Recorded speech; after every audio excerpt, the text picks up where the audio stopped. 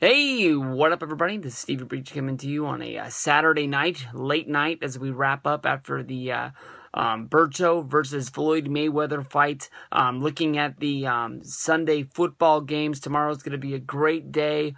It's going to be fun kicking off the NFL season with all these games that are jam-packed. Already talked about the Bears and Packers game, which is going to be probably the best game of the morning. You look at the Sunday night game, this is going to be another really good one as well. The New York Giants going up against the Dallas Cowboys. One of the greatest rivalries, not only in the NFC East, and the whole NFL as a whole.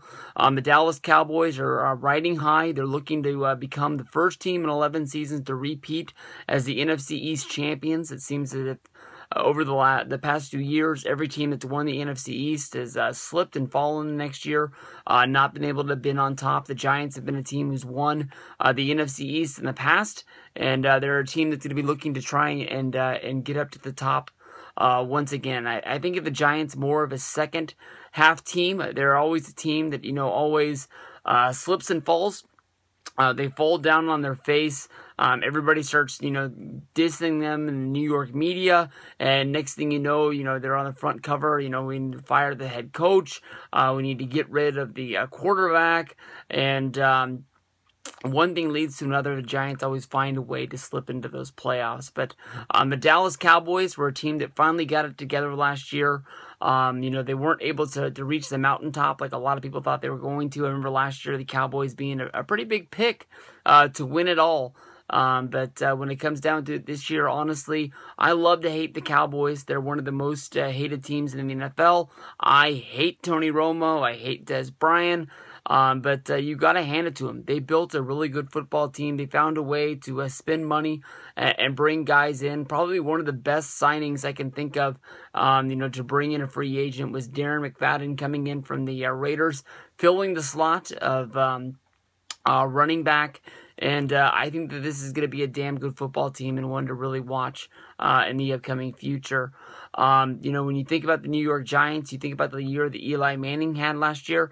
I was really down on the Giants and Eli Manning for switching their offensive coordinator, switching up the way that they play offense, making Eli Manning more of a quarterback that was supposed to be completing more passes instead of taking the big risk on the long ball. But the coordinator, Ben McAdoo, really built something for the Giants to build on. Obviously, Odell Beckham Jr. played a big part in Eli Manning's success, to the point of being the cover boy for Madden this year. So we'll see how that connection is going to be able to help out this team. Jason Garrett said the Cowboys will most likely use a running back by committee approach. That honestly really surprises me with them bringing McFadden in. McFadden is the guy that has the most experience on the team. But throughout the preseason, Randall and Michael have been the guys that have really been getting the most success out of the backfield. But I think when it's all said and done, McFadden's going to be the guy getting the ball inside of the red zone. McFadden's going to be the guy at the end of the day having the most carries. I wouldn't be surprised if that job is pretty much going to be all McFadden's. They gave him the money. They need to go out there and let this guy play. He's been a damn good running back. Honestly, the only thing you can really say about him is that he's injury prone, and normally it's one injury will take him out for the career. But I think last year, not career, I apologize, but the season.